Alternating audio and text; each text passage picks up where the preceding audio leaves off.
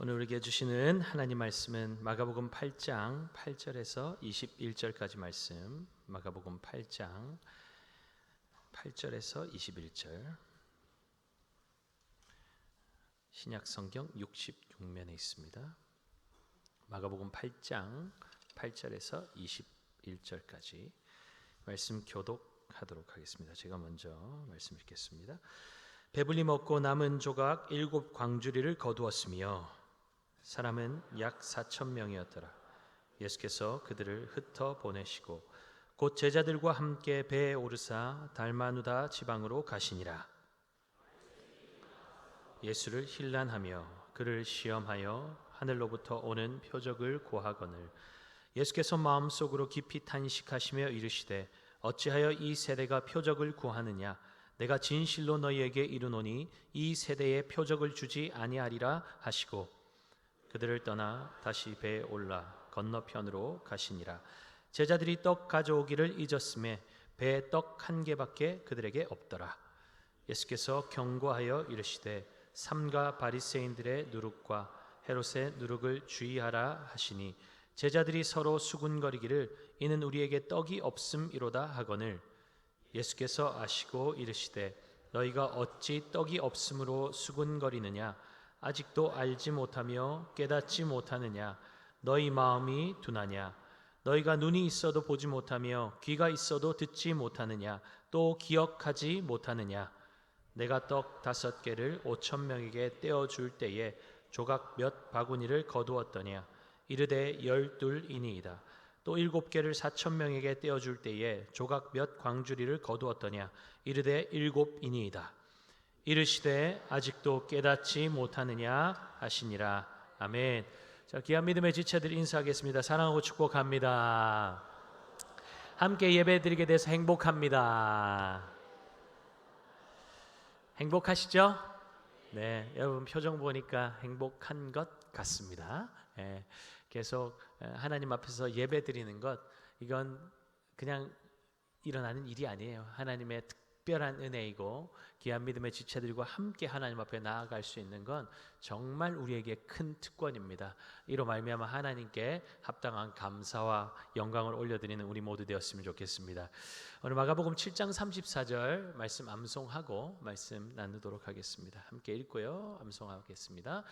하늘을 우러러 탄식하시며 그에게 이르시되 에바다 하시니 이는 열리라는 뜻이라. 마가복음 7장 34절. 자, 한번 할게요. 하늘을 우러러 탄식하시며 그에게 이르시되 에바다 하시니 이는 열리라 하는 뜻이라. 마가복음 7장 34절 말씀. 아멘. 오늘 본문은 떡 7과 생선 2마리로 4,000명을 배불리 먹이시고 먹고 남은 이 조각만 7 광주리를 거둔 칠병이어 사건을 배경으로 합니다. 제자들은 이미 오병이어의 기적을 직접 목격하고 경험했던 사람들입니다. 예수님께서 어떤 분이신지, 그분이 일으키신 그 기적이 얼마나 놀라운지 그 증거를 가장 가까운 자리에서 보고 들었던 사람들이죠. 그런데 또다시 무리들이 허기진 채 예수님을 따르고 있는 상황이 펼쳐집니다. 예수님은 그들을 보시며 긍휼히 여기시며 안타까워하시죠. 근데 이때 제자들의 반응이 어땠습니까? 4절이죠. 제자들이 대답하되 이 광야 어디서 떡을 얻어 이 사람들로 배부르게 할 수 있으리까? 이전과 달라진 것이 전혀 없어 보입니다. 제자들은 자신들과 함께하고 계신 예수님께서 어떤 분이신지 여전히 이해하고 있지 못하죠. 저는 제자들의 이러한 모습을 보면서 리셋과 업그레이드라는 영어 단어가 떠올랐습니다. 리셋이라는 단어는 이 기기가 그동안에 저장해두었던 것들, 쌓아두었던 것들을 모두 지우고 처음 상태로 되돌아간다는 뜻을 가지고 있죠. 초기화된 상태. 반면에 업그레이드는 기존의 것들이 지워지는 것이 아니라 이전의 것들을 기반으로 해서 더 높은 단계로 나아가는 것을 말합니다. 믿음도 마찬가지 아닙니까? 주님과 함께하며 보고 듣고 경험한 것들이 우리의 삶에 차곡차곡 쌓여갈수록 우리의 믿음도 한 단계씩 한 단계씩 점진적으로 업그레이드 되어야 마땅하죠. 오늘의 은혜가 내일의 믿음의 토대가 되고 어제의 기적이 오늘의 담대함의 근거가 되어야 하는 것이죠. 오병이어를 경험했다면 칠병이어 앞에서 이전보다 한 걸음 더 나아간 믿음의 반응이 나와야 할 것입니다. 그것이 업그레이드된 믿음이겠지요. 그런데 지금 제자들의 모습은 어떻습니까? 업그레이드가 아니라 리셋되어 있습니다. 그들의 기억에는 오병이어의 경험이 전혀 남아있는 것 같이 보이지 않습니다. 보고 듣고 경험한 모든 것들이 송두리째 지워진 것처럼 그들은 또 처음에 믿음 없던 상태로 되돌아가 있습니다. 혹시 이것이 우리의 모습은 아닙니까? 주일마다 은혜를 경험하고 기도 응답을 받고 하나님의 살아계심을 확인하면서 또 다른 어려움 앞에 서면 언제 그랬냐는 듯이 다시 두려움과 염려로 돌아가는 우리의 모습. 믿음이 조금씩이라도 자라나고 업그레이드 되어야 하는데 자꾸만 리셋되어서 제자리 걸음을 하고 있는 것이 우리의 모습은 아닙니까? 분명 이런 일이 생기는 데는 이유가 있겠죠. 오병이어 사건 직후에 풍랑 위에서 걸어오시는 예수님을 제자들이 유령으로 착각하며 두려워 떨었을 때 성경은 그 이유를 이렇게 설명하죠. 마가복음 6장 52절입니다. 이는 그들이 그 떡 떼시던 일을 깨닫지 못하고 도리어 그 마음이 둔하여졌음이로라. 마음이 둔해지고 굳어지니까 예수님께서 일으키시는 기적을 보아도 그 의미를 깨달을 수가 없었던 것이죠. 지금도 마찬가지입니다. 예수님께서 기진한 무리들을 긍휼의 마음으로 먹이시고 배불리 먹고도 7광주를 거두는 놀라운 기적 앞에서 제자들의 반응은 이전과 전혀 달라진 것이 없습니다. 그들의 마음은 여전히 둔하고 여전히 굳어져 있습니다.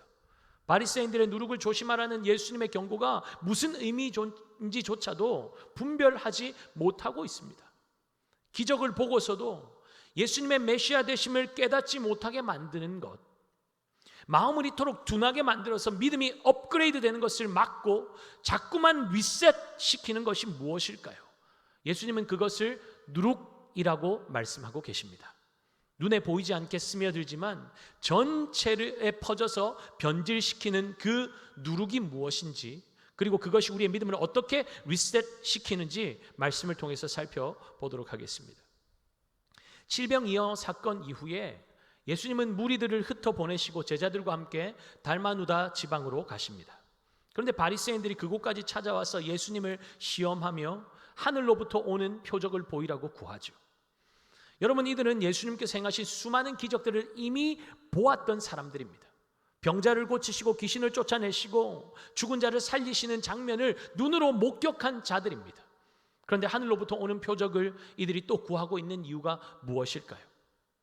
자신들이 인정할 수 있는 방법으로 예수님의 메시아 되심을 자신들 앞에 증명해 보이라는 것입니다. 자신들이 세워놓은 메시아의 기준 안에 예수님을 집어넣으려는 말도 안 되는 시도를 하고 있는 것이죠.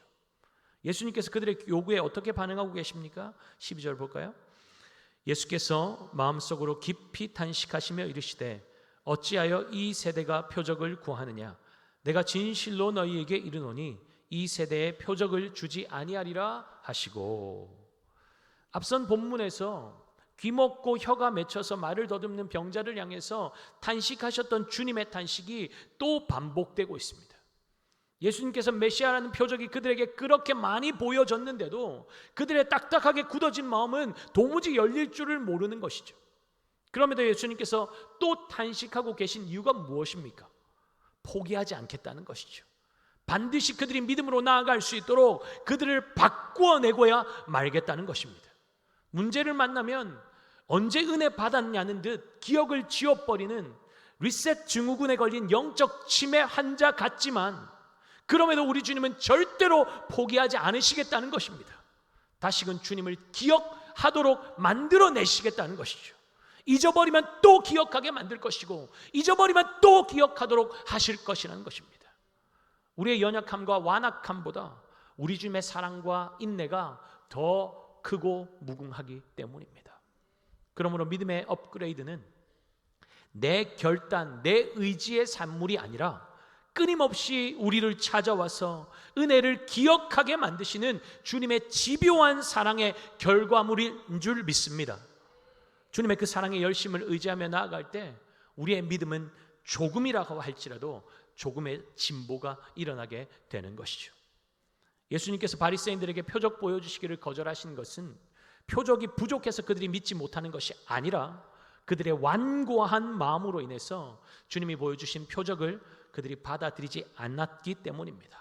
그러니 주님은 제자들에게 바리새인과 헤롯의 누룩을 조심하라고 경고하고 계신 것입니다.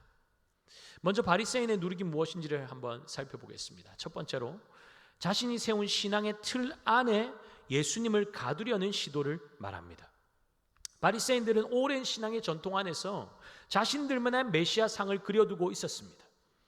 그런데 예수님이 자신들이 그려왔던 메시아 상과 맞지 않으니까 그들은 예수님을 인정할 수가 없었던 것이죠.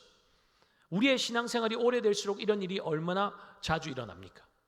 어느 순간부터 나의 신앙의 경험과 내가 배운 신학적인 틀이 하나님보다 더 높은 자리에 올라앉는 경우가 있지 않습니까?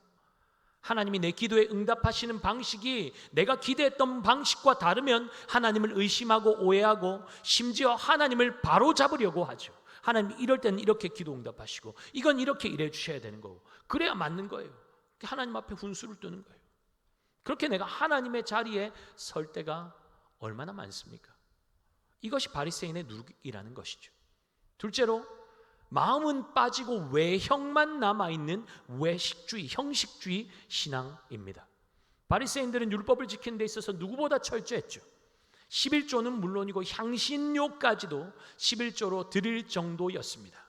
그러나 예수님은 뭐라고 말씀하고 계십니까? 마태복음 23장 말씀 보죠. 너희가 박하와 회향과 근체의 11조는 드리되 율법에 더 중한 바 정의와 긍휼과 믿음은 버렸도다. 종교적인 행위는 정교하게 유지하고 있지만 정작 그 안에 하나님을 향한 사랑과 이웃을 향한 긍휼이 빠져 있음을 주님은 정확하게 지적하고 계십니다. 신앙생활이 오래될수록 이 유혹이 우리에게 얼마나 교묘하게 찾아오는지 모릅니다. 아는 것이 많아질수록 더 겸손해지고 낮아져야 하는데 그 아는 것들을 가지고 그 풍부한 성경 지식들을 가지고 종교의 행위로 내면의 부족함과 부정함을 덮으려는 시도가 일어나지 않습니까? 예배는 드리고 있지만 삶으로 연결되지 않고 기도는 하고 있지만 순종은 없고 말씀은 많이 아는데 아무런 변화가 없는 삶, 그것이 형식만 남은 신앙입니다. 셋째, 하나님 앞에 드러나는 것에 집중하는 것이 아니라 사람 앞에 드러나는 것에 집중하는 위선입니다. 예수님은 바리새인들을 가리켜서 회칠한 무덤이라고 책망하시죠. 겉은 휘고 아름답게 포장하고 있지만 속은 죽은 사람의 뼈와 온갖 더럽고 부정한 것들로 가득하다는 것이죠. 하나님 앞에서의 신앙이 아니라 고람데오의 신앙이 아니라 사람 앞에서의 신앙으로 흘러갈 때 믿음은 껍데기만 남게 되어 있습니다. 어느 순간 나의 신앙이 하나님을 향하고 있지 않고 나의 시선이 나의 마음이 하나님을 향하지 않고 사람의 시선을 주목하고 있다면 저 사람이 나를 어떻게 생각할까? 예배 시간에 손들면 저 사람이 나를 뭐라고 생각할까? 이상하다고 생각하지 않을까? 소리 내어서 기도하면 울면 이상하게 생각하지 않을까? 사람의 시선에 주목하고 있다면 바리새인의 누룩이 이미 우리 안에 퍼져 있다는 신호입니다. 언젠가 우리 모두 주님 앞에 서는 날이 이르게 될 텐데 수십 년의 신앙생활을 내세우면서 주님, 저는 이 봉사도 했고요, 저 봉사도 했고요, 이 훈련도 받았고요, 저 훈련도 받았고요, 아무리 어필해도 나는 너를 도무지 알지 못한다, 주님께서 말씀하신다면 너무나 두려운 일 아닙니까? 형식은 있는데 관계는 없고 행위는 있는데 예수님은 없는 것, 그것이 바리새인의 누룩이라는 것입니다. 바리새인이 종교 권력을 대표한다면 헤롯은 세속의 권력을 대표하죠. 겉으로 보면 이 둘은 전혀 다른 부류입니다. 바리새인은 율법을 철저히 지키는 종교 지도자들이고 헤롯은 로마의 비위를 맞추면서 권력을 유지하는 정치인입니다. 전혀 공통점이 없어 보이지만 예수님께서 바리새인과 헤롯의 누룩을 경계하라고 이 둘을 같은 선상에 두고 말씀하신 데는 분명히 이유가 있겠죠. 마가복음 6장에서 살펴보았지만 헤롯 안티파스는 요한이 옳다는 것을 알면서도 자신의 체면과 맹세와 주변의 시선들 때문에 요한을 죽여버립니다. 그에게 중요했던 것은 하나님의 나라가 아니라, 하나님의 뜻이 아니라 자신의 나라, 자신의 안위와 권력뿐이었습니다. 그렇다면 헤롯의 누룩은 무엇입니까? 세상의 논리가 신앙보다 앞선다는 것이겠죠.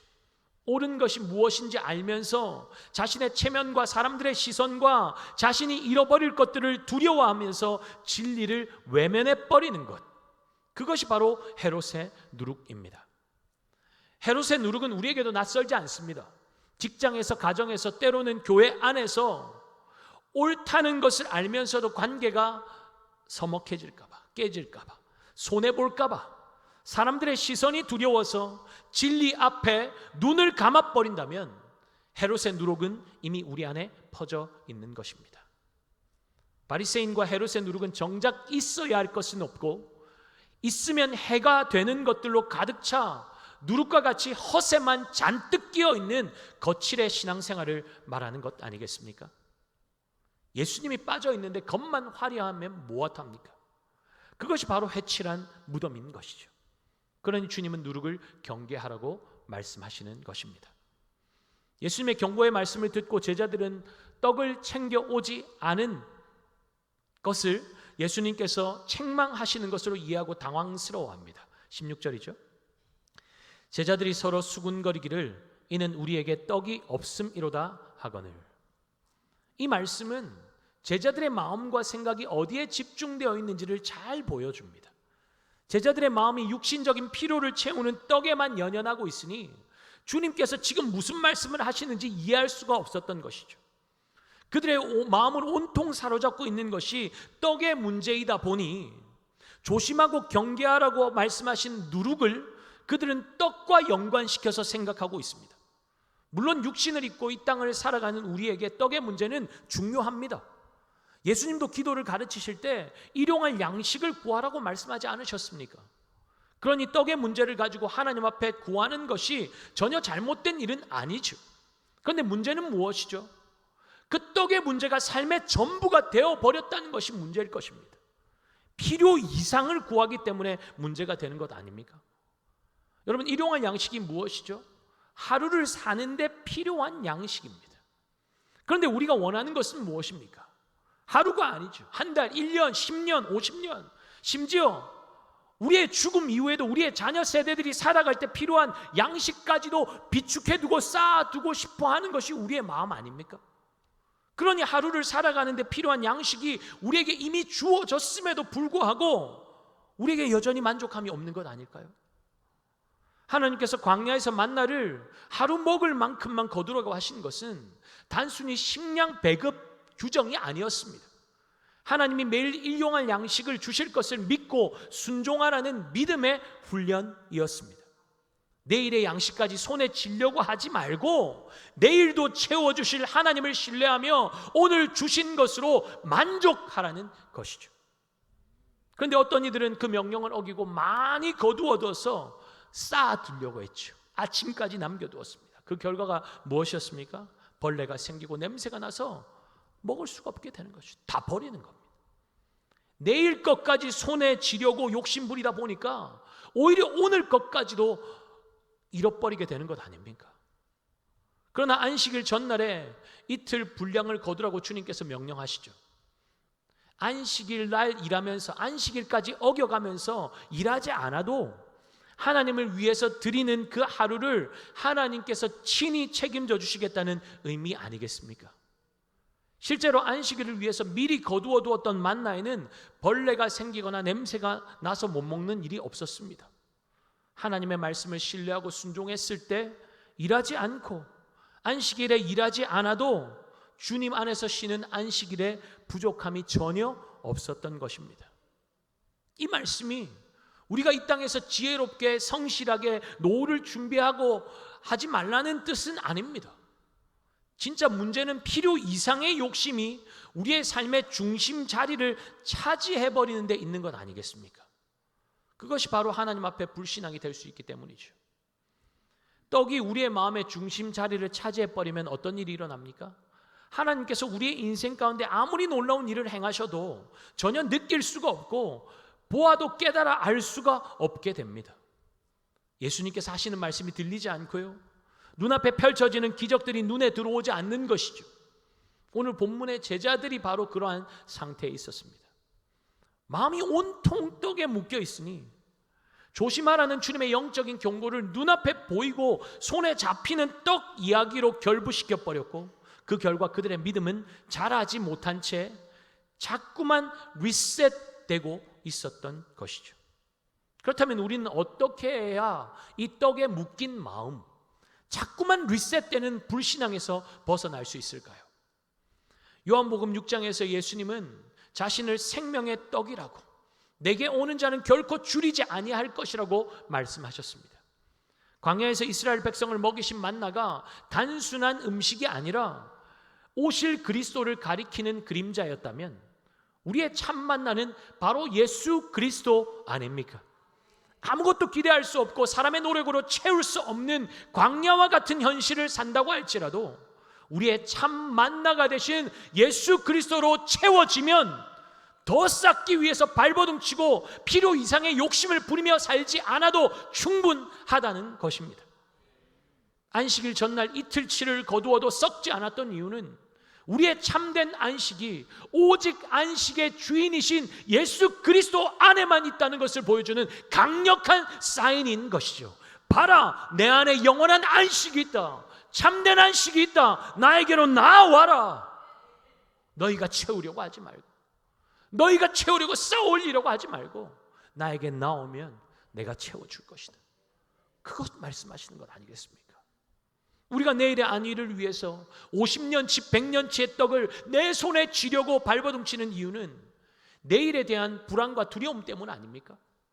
물론 맡겨진 가정과 삶을 성실히 준비하는 것은 청지기로서의 마땅한 일입니다. 책임입니다.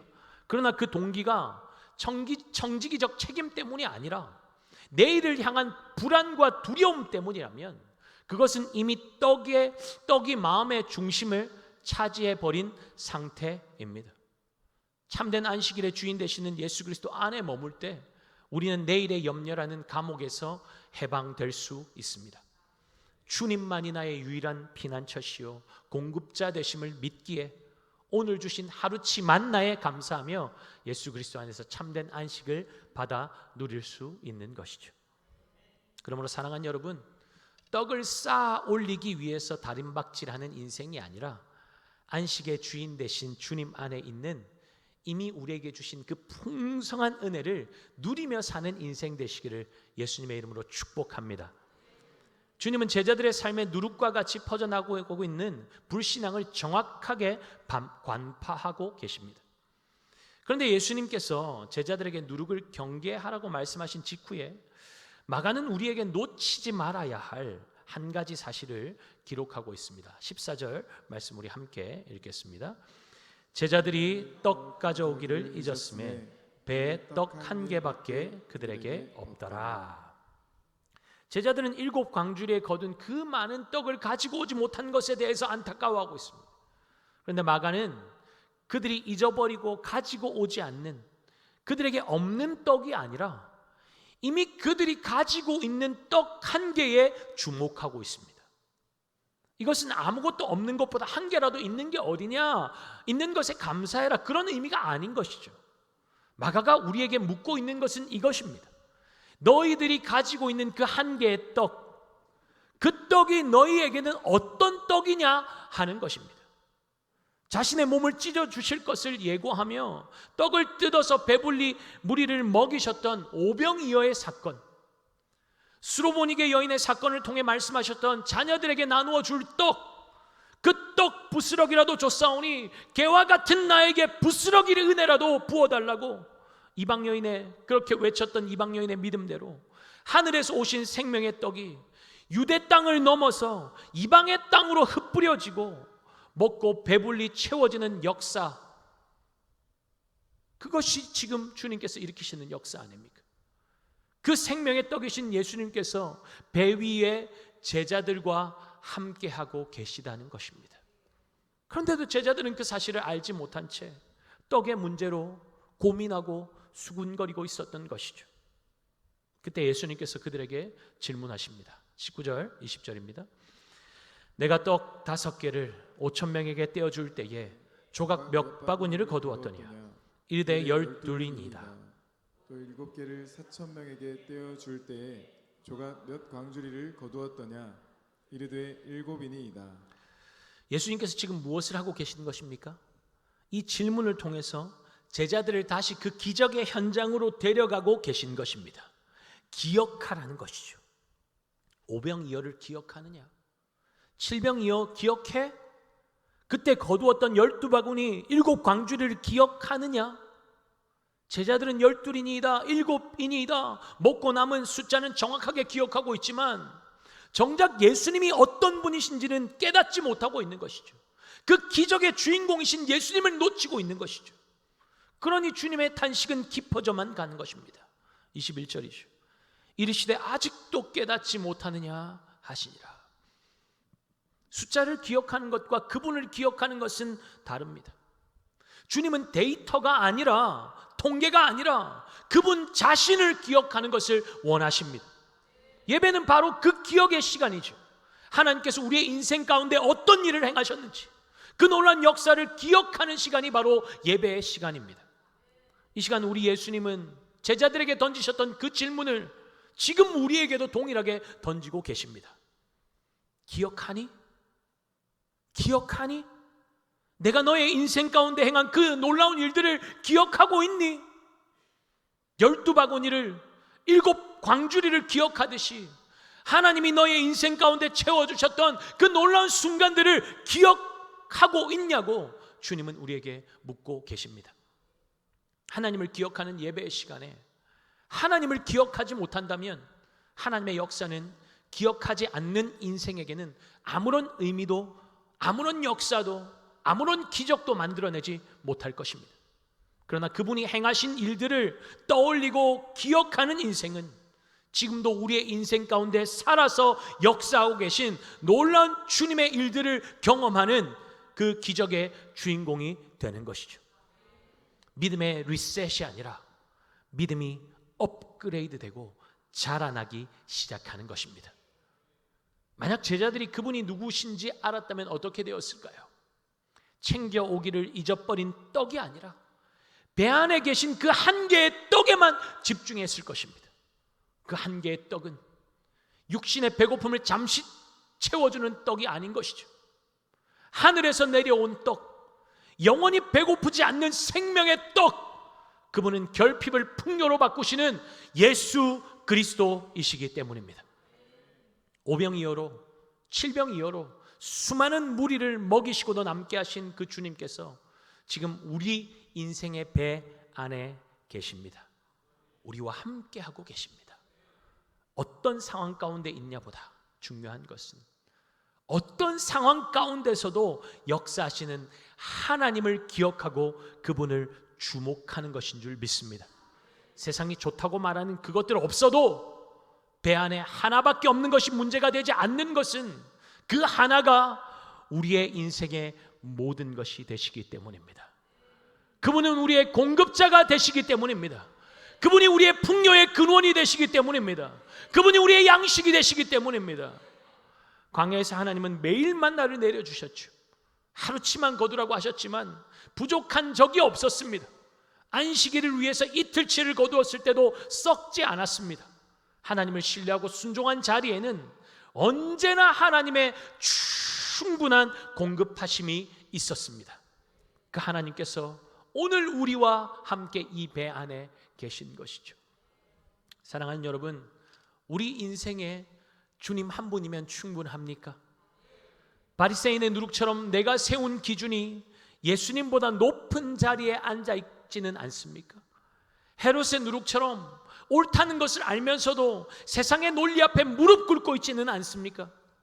떡에 묶인 마음처럼 눈앞의 필요가 예수님보다 더 크게 우리 가운데 다가오고 있지는 않습니까? 누룩을 걷어내야 합니다. 불신앙의 누룩을 걷어내야 합니다. 사람들에게 보이는 그 체면 위선을 걷어내야 합니다. 그리고 배 안에 계신 그 한 분을 바라보아야 합니다. 오병이어도 칠병이어도 행하신 그 주님께서 지금 우리와 함께하고 계십니다. 그것이면 충분하지 않습니까? 우리에게 생명의 떡이신 주님 한 분이면 충분한 줄 믿습니다. 이 믿음의 고백으로 제자리에서 맴도는 리셋의 믿음을 청산하고 주님의 손에 이끌려 믿음이 자라가는 은혜가 있기를, 업그레이드 되는 은혜가 있기를 예수 그리스도의 이름으로 축복합니다. 우리 다 함께 자리에